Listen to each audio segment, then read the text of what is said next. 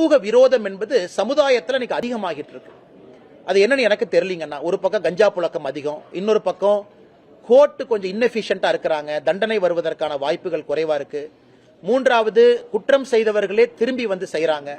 எனக்கு கோயம்புத்தூர்ல அந்த கேஸ் உதாரணமா எடுத்துக்கங்க.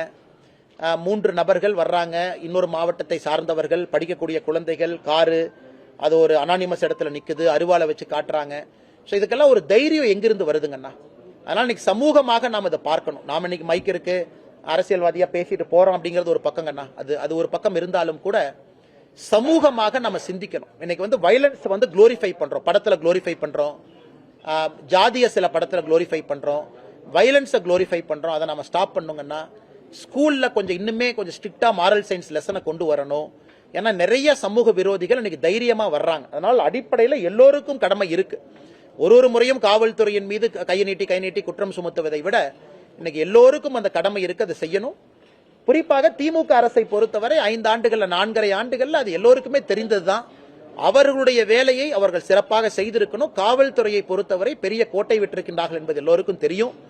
ஆனாலும் காவல்துறை அதிகாரிகள் தங்கள் கடமையை செய்யலாமே. ஏன்னா அருவாள் எடுத்து டெம்பிள்குள்ள போறதுக்கும் ஒரு ஆட்சியாளருக்கும் என்னென்ன சம்பந்தம்? ஒரு அருவாள் எடுத்துக்கிட்டு யாரோ போறாங்க அப்படின்னா பேசிக் அங்க போலீசிங்ல ஃபெயில் ஆயிருக்கு, நைட் ரவுண்ட்ஸ் எங்கேயோ ஃபெயில் ஆயிருக்கு, அந்த ரவுடிகள் பெரேட் நடத்துறதுல ஃபெயில் ஆயிருக்கு, ஸ்டேஷன் கூப்பிட்டு ரவுடி ரெஜிஸ்டர் பண்றதுல ஃபெயில் ஆயிருக்கு. அதனால சில காரணங்கள் அரசியல் நம்ம நேரடியா சொல்லலாம், கையை கட்டிட்டீங்க உள்ள விடலின்.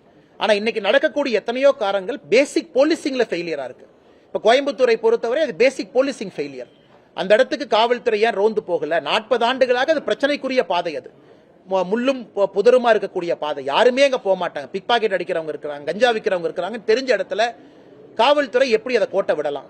அந்த ஏரியாவுடைய போலீஸ் இன்ஸ்பெக்டரோ நைட் பீட்டோ ஏன் அங்க போகல? 10 மணிக்கு ஒருக்கா, 1 மணிக்கு ஒருக்கா, 3 மணிக்கு ஒருக்கா அவங்க போகணுமே, ஏன் போகல?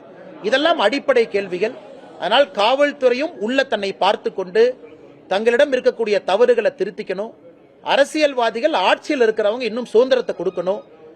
குறிப்பாக திராவிட முன்னேற்ற கழக அரசுல நம்முடைய முதலமைச்சர் அவர்களே காவல்துறை அமைச்சரா இருக்கிறாங்க. அவர் இன்னும் சிறப்பாக இதை கையாள வேண்டிய கட்டாயம் முதலமைச்சருக்கு இருக்கு. இதையெல்லாம் செய்ய வேண்டும் என்பது எங்களுடைய கோரிக்கை மட்டுமல்ல, எதிர்பார்ப்பு மட்டுமல்ல, வேண்டுகோள் மட்டுமல்ல, தமிழக மக்களுடைய குரலை நாங்கள் வெளியே சொல்லுகின்றோம்.